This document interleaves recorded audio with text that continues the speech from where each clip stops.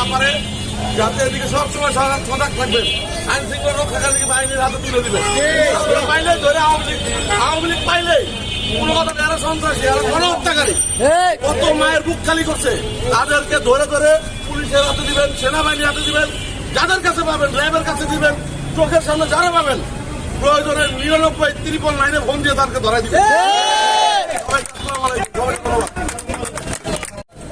বিচারের দাবিতে বিক্ষোভ মিছিল আপনারা শুনলাম ওয়ার্ড যুব দলের যারা আজকে বিচারের দাবিতে আপনারা বিক্ষোভ মিছিল করেছেন, তাদেরকে কলাবাগান থানা যুব দল এবং আমার ব্যক্তিগত পক্ষ থেকে আপনাদেরকে ধন্যবাদ।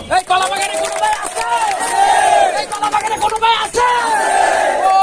ওই সেইবার আন্দোলনে সংগ্রামে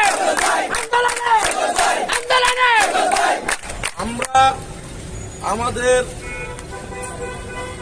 অধীনস্থ কলাবাগান থানার ভারপ্রাপ্ত অফিসারের নিকট দৃষ্টি আকর্ষণ করব।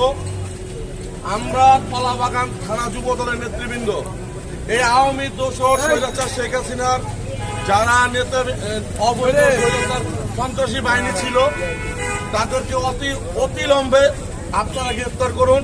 তারা এলাকায় এখন পর্যন্ত স্বৈরাচারী কায়দায় চলাফেরা করার চেষ্টা করে এবং করছে। আমরা চাই তাদেরকে অতিলম্বে গ্রেফতার করবেন এবং আমার সিনিয়র নেতৃবৃন্দ কলাবাগান থানা বিএনপি এবং ঢাকা মহানগর দক্ষিণ বিএনপি সিনিয়র নেতৃবৃন্দদের প্রতি আহ্বান থাকবে, আপনারা বিএনপির সদস্য নবায়ন কর্মসূচির যে আপনারা ঘোষণা দিয়েছেন, এই নবায়নের নতুন সদস্য সংগ্রহের নবায়নের ক্ষেত্রে অবশ্যই কলাবাগান থানা বিএনপি সিনিয়র নেতৃবৃন্দদের দৃষ্টি আকর্ষণ করছি। আপনারা কোন আওয়ামী ফ্যাসিস্ট, কোন আওয়ামী দালাল, কোন আওয়ামী সন্ত্রাসীদের এই নতুন নবায়নের ক্ষেত্রে যাতে তারা আমাদের দলের মধ্যে ঢুকে কোনো বিশৃঙ্খলা করতে না পারে সেই দিকে আপনারা দৃষ্টি রাখবেন, এই আশা ব্যক্ত করে আমি আমার বক্তব্য শেষ করছি।